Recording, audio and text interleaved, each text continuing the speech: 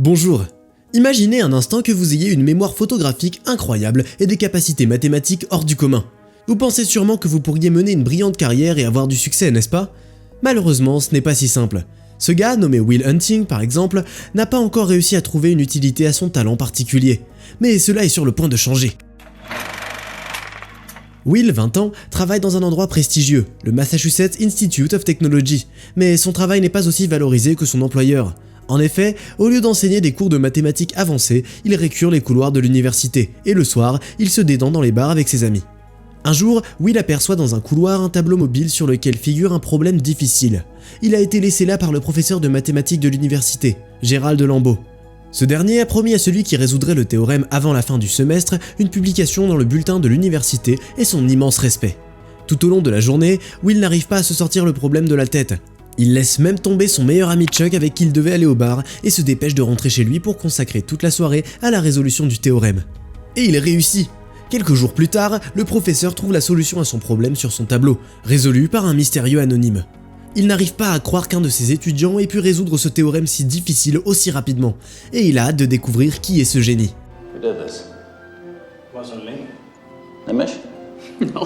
Will, pendant ce temps, traîne avec ses amis, quand soudain, les gars passent devant un groupe qui brutalise une fille. Will reconnaît le chef de la bande, c'est le type qui l'a intimidé à la maternelle. Il demande à son ami d'arrêter la voiture et descend. Sans réfléchir, Hunting frappe son ancienne connaissance en plein visage, et une bagarre s'ensuit entre les deux groupes. Lorsque les policiers arrivent sur les lieux, les amis de Will tentent de l'écarter de son adversaire, mais il est trop tard.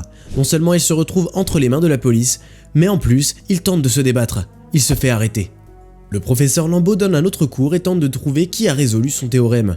Il n'y a toujours pas de réponse. Alors, il donne à ses étudiants un problème encore plus difficile, qui lui et ses collègues tentent de résoudre depuis plus de 2 ans. Will, quant à lui, sort de prison avant le procès et s'attaque lui aussi à ce problème.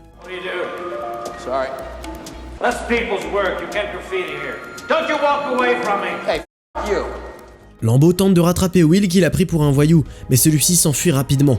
Le professeur retourne au tableau noir et se rend compte que la réponse est de nouveau écrite dessus. Après sa journée de travail, Hunting se rend dans un bar avec des amis et leur annonce qu'il a été licencié. Chuck, à son tour, tente de parler à 2 jolies filles en se faisant passer pour un étudiant d'une prestigieuse université, mais il est moqué par un intello du coin. Will vient à la rescousse de son ami et remet l'intello à sa place. Cela attire l'attention d'une des filles, Skylar, qui lui donne son numéro. Pendant ce temps, le professeur Lambeau est déterminé à trouver le mystérieux génie. Il se rend au bureau des ressources humaines et trouve le nom de son ancien employé, Will Hunting. Plus tard, il se rend à l'audience du tribunal où Will utilise ses brillantes connaissances en droit et en sociologie pour se défendre. Mais en raison de son casier judiciaire, il est tout de même envoyé en prison.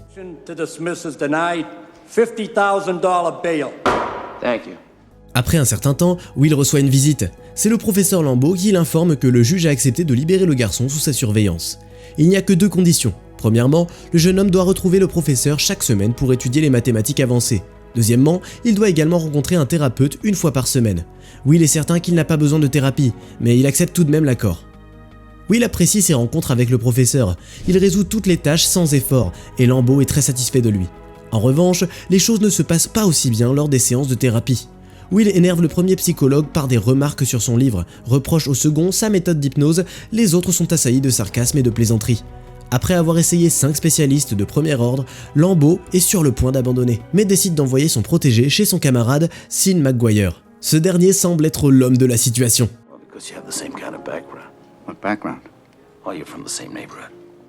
Lors de la première séance, Will reste fidèle à ses habitudes. Il ricane et se moque de l'homme en face de lui. Sean, quant à lui, ne cède pas à ses provocations. Même lorsque Will dit que le tableau que le thérapeute a peint est horrible, le psychologue ne perd pas son sang-froid. Ce n'est que lorsque le jeune homme s'enquiert de sa femme et commence à s'acharner sur le sujet, constatant qu'il a trouvé un point sensible, que Sean n'en peut plus. Une fois la séance terminée, le professeur Lambeau voit que son ami est désemparé. Il dit à Sean qu'il peut refuser de continuer, mais le thérapeute lui demande de ramener le garçon pour le voir dans 1 semaine. Will, quant à lui, a un rendez-vous avec Skylar, la fille du bar. Elle lui annonce qu'elle a hérité d'une grosse somme d'argent de son père et qu'elle prévoit maintenant d'aller à l'université de Stanford. Le couple passe une excellente soirée, à la fin de laquelle ils s'embrassent dans le restaurant. Le jour de la 2e séance de thérapie arrive. Sean décide de la passer sur un banc dans un parc plutôt que dans son cabinet. Will recommence à se moquer du psychologue, mais le thérapeute l'interrompt. Il dit au garçon qu'il a beaucoup réfléchi à ce qu'il lui a dit et que maintenant il a aussi quelque chose à dire. Aux yeux de Sin, le jeune homme est toujours un petit garçon qui ne connaît rien de la vie réelle. Il peut apprendre des faits sur toutes les peintures du monde, mais il n'a jamais quitté Boston ou vu leur création de ses propres yeux. Il peut citer des poèmes et des romans sur la guerre, mais il n'a jamais été sur le champ de bataille. Il peut réciter par cœur des sonnets sur l'amour, mais il n'a jamais vraiment aimé ou montré sa vraie nature à une femme. Mais surtout, Sin lui-même n'apprend rien des expériences de l'orphelin abandonné, à moins que Will ne s'ouvre à lui. I can't learn anything from you. I can't read in some fucking book. Lors du rendez-vous suivant, Will reste silencieux pendant 1 heure. Sin lui reste calme, il est persuadé que le jeune homme essaie de mettre sa patience à l'épreuve. Et il s'avère qu'il a raison. À la séance suivante, Will rompt son silence et raconte au psychologue une blague obscène. Il commence à parler de ses relations avec les filles, et Will dit en passant qu'il a récemment eu un rendez-vous. Sin demande si le jeune homme prévoit de revoir Skylar, et Will fait une confession inattendue. Il dit qu'il ne veut pas détruire l'image de la fille parfaite qu'il s'est forgée dans sa tête. Le thérapeute s'y oppose. Il pense que ce dont Will a vraiment peur, c'est de détruire sa propre image idéale. Mais c'est là l'essence même d'une relation amoureuse, dit-il. Le psychologue avoue que sa propre femme est morte d'un cancer il n'y a pas si longtemps, et il raconte à Will les bizarreries de sa défunte épouse. Ce sont elles, selon le thérapeute, qui lui manquent le plus aujourd'hui, et la véritable intimité se construit sur l'acceptation des imperfections de l'autre. Now you can know everything in the world, sport, but the only way you're finding out that one is by giving it a shot. Will écoute ses paroles et décide de voir Skylar. Celle-ci est surprise, car il n'a pas appelé depuis longtemps, mais accepte un rendez-vous. Le couple part regarder des courses de chiens et s'amuse beaucoup. La fille demande à Hunting où et comment il a grandi. Will répond qu'il a grandi à Boston, mais ment sur sa famille. Pour une raison quelconque, il invente une histoire folle à propos de 12 grands frères. Pire encore, il promet à Skylar qu'il lui présentera bientôt sa famille. Les séances avec Sin, quant à elle, se déroulent comme d'habitude. Lors de l'une d'elles, Will demande au thérapeute quand est-ce qu'il a compris que sa femme était la bonne. Sin répond qu'il l'a su au premier regard. Il raconte au jeune homme l'histoire incroyable d'un jour où il a obtenu des billets pour le match de baseball de l'année. Mais il n'y est pas allé, parce qu'il a rencontré une belle fille dans un bar. Skylar continue d'insister pour rencontrer la famille de Will, et ce dernier hésite encore à lui dire la vérité. Il décide donc de la présenter au moins à ses amis, Chuck en tête. Contrairement à ses attentes, la jeune fille s'intègre parfaitement à la compagnie des garçons, plaisantant et buvant des bières avec eux. Cependant, vers la fin de la soirée, Chuck gâche l'humeur de Will. Il lui dit que dès que sa petite amie découvrira toute la vérité, elle le plaquera immédiatement comme un malpropre. Le professeur Lambeau rencontre Sin au restaurant pour voir comment la thérapie progresse. Il n'est pas vraiment intéressé par la relation de Will avec son passé. Le mentor est beaucoup plus curieux de savoir comment le garçon se sent par rapport à son avenir sous sa protection. Sin répond qu'il ne fera pas pression sur le jeune homme et qu'il doit lui-même choisir ce qu'il veut faire dans sa vie. Le professeur se met en colère et affirme qu'il a de toute façon déjà mis Will en contact avec les bonnes personnes. Sauf qu'il ne sait pas que Chuck est allé rencontrer les bonnes personnes à sa place et qu'il s'est comporté de manière tout à fait inappropriée, tuant ainsi tout accord prometteur. Will, quant à lui, profite de sa romance avec Skylar. Cette dernière perturbe soudain la sérénité de leur relation avec une proposition inattendue. Elle l'invite à la suivre en Californie, où elle compte étudier. Le garçon refuse immédiatement, inventant 1 million d'excuses. Mais Skylar insiste, elle est convaincue que Will est coincé dans son petit monde où il n'a aucune concurrence et qu'il a peur de la nouveauté. Le jeune homme devient alors furieux. Il est convaincu que Skylar ne fait que jouer avec lui et qu'il ne sera jamais qu'une passade pour elle parce qu'il est pauvre. Why are you saying this? What is your obsession with this money? La jeune fille lui répond vivement que si elle devait choisir entre son père vivant et son héritage, elle choisirait certainement le premier.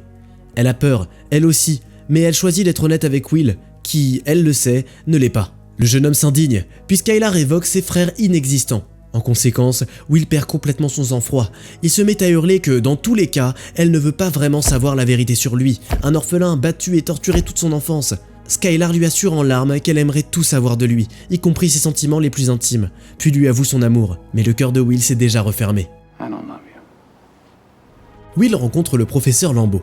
Ce dernier, mécontent de ce qu'il s'est passé lors d'une réunion avec ses partenaires commerciaux, réprimande son protégé pour sa négligence. Will est à nouveau furieux. Il dit qu'il n'est pas sûr d'avoir besoin de cette carrière de chercheur et que parler avec le professeur est une pure torture car son esprit est beaucoup moins aiguisé que le sien.